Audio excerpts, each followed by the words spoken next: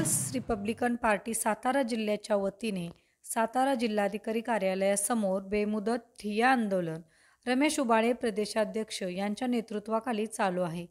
यात महिलांवरील अत्याचार, अवैध धंदे यासारख्या अनेक मुद्द्यांवर रमेश उबाळे यांनी प्रशासनाला जाब विचारला आहे। या बेमुदत ठिय्या आंदोलनाला Republican party of India Satara जिल्ह्याच्या वतीने जिल्हाध्यक्ष संजय गाडे यांनी अधिकृत पाठिंबा जाहीर केला आहे। मी प्रवीण दसके, भारतीय जनता पार्टी पंचायत राज विभाग पश्चिम महाराष्ट्र उपाध्यक्ष।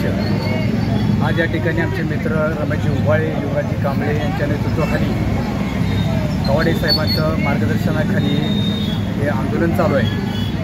आज खऱ्या अर्थानं महायुतीचं सरकार राज्य सरकारमध्ये महायुतीचं सरकार आहे आणि महायुतीचा एक घटक पक्ष म्हणून आदरणीय कवाडे साहेबांना या ठिकाणी गणलं जातं।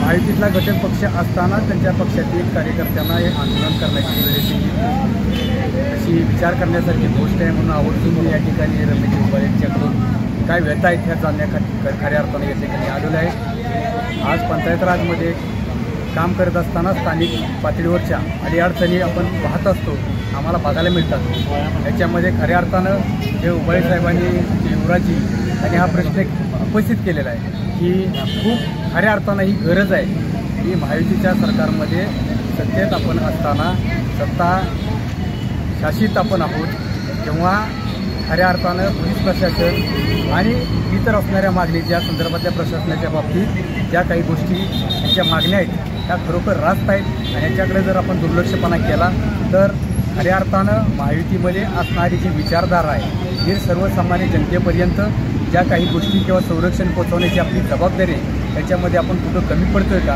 असं या ठिकाणी खेदाने म्हणावंसं वाटतं। कारण आपल्या घटक पक्षातील लोकच या ठिकाणी अशा पद्धतीनं आंदोलनाला जर सामोरं जावं लागत असेल तर याच्यावरती तात्काळ राज्याचे गृहमंत्री आणि राज्याचे उपमुख्यमंत्री देवेंद्रजी फडणवीस साहेब यांना विशेषतः आमची विनंती राहील की आपण लवकरात लवकर त्यांच्याकडे अत्यंत संवेदनपूर्वक लक्ष वेधून या विषयावरती विचार विनिमय करावा आणि निर्णय घ्यावा तात्काळ आणि इथल्या असणाऱ्या प्रश्नावरती उपाययोजना करून तात्काळ संबंधित अधिकारी कोण असतील जर चुकीच्या पद्धतीने वागत असतील अवैध धंद्यांना आपण पाठबळ देणं ही खरोखर लाजिरवाणी गोष्ट होऊ शकते। त्यामुळे असे कोण अधिकारी असतील त्यांना पाठीशी न घालता तात्काळ त्यांच्यावर कारवाई झाली पाहिजे एवढी आणि त्यांना मागणी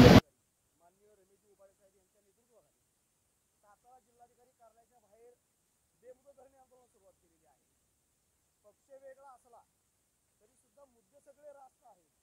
महिलांवरती वाढलेल्या अत्याचाराचं प्रमाण जास्त झालेलं आहे, अल्पवयीन मुलीवरती अत्याचाराचं प्रमाण वाढलेलं आहे, जातीयवादी अत्याचार, धार्मिक अत्याचार आणि महिलावरती अत्याचाराचं प्रमाण वाढलेलं आहे। हा प्रकार एका बाजूला असताना दुसऱ्या बाजूला दिवसाढवळ्या 2 नंबरचे धंदे चालू आहेत।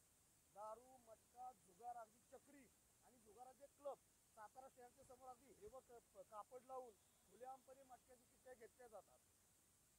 इकडं सोयीस्कर दुर्लक्ष केलं जाते, त्यामुळे सर्वसामान्य माणसांना जगणं असह्य झालेलं आहे। म्हणजे सातारा पोलीस हे फक्त व्हाईट कॉलरसाठी आहेत का, गर्भश्रीमंतांसाठी आहेत का आणि गरिबांना टाचूच्या खाली चिरडण्याचा यांचा उद्योग व्यवसाय आहे का, हा प्रश्न अधोरेखित होतो। त्यामुळे पीपल्स रिपब्लिकन पार्टीने जे आंदोलन छेडलेलं आहे त्या आंदोलनाला माननीय डॉक्टर राजेंद्र गवळी साहेबांच्या राष्ट्रीय नेतृत्वाखाली राज्याध्यक्ष सुबोधजी वाघमोडे, पश्चिम महाराष्ट्र महासचिव आमचे बॉस आणि कोरेगाव विधानसभा मतदारसंघाचे 2024चे अधिकृत उमेदवार मान्य चंद्रकांतदादा कांबळे यांच्या मार्गदर्शनाखाली युवक अध्यक्ष विशालभाऊ कांबळे आहेत, विद्यार्थी आघाडी जिल्हाध्यक्ष आशुतोष वाघमोडे, नाथाभाऊ शहराध्यक्ष रेखा सक्ते यांच्यासह तमाम पदाधिकारी आम्ही आरटीआयच्या सातारा जिल्हा व शाखेच्या वतीने जाहीरपणे पाठिंबा देतो।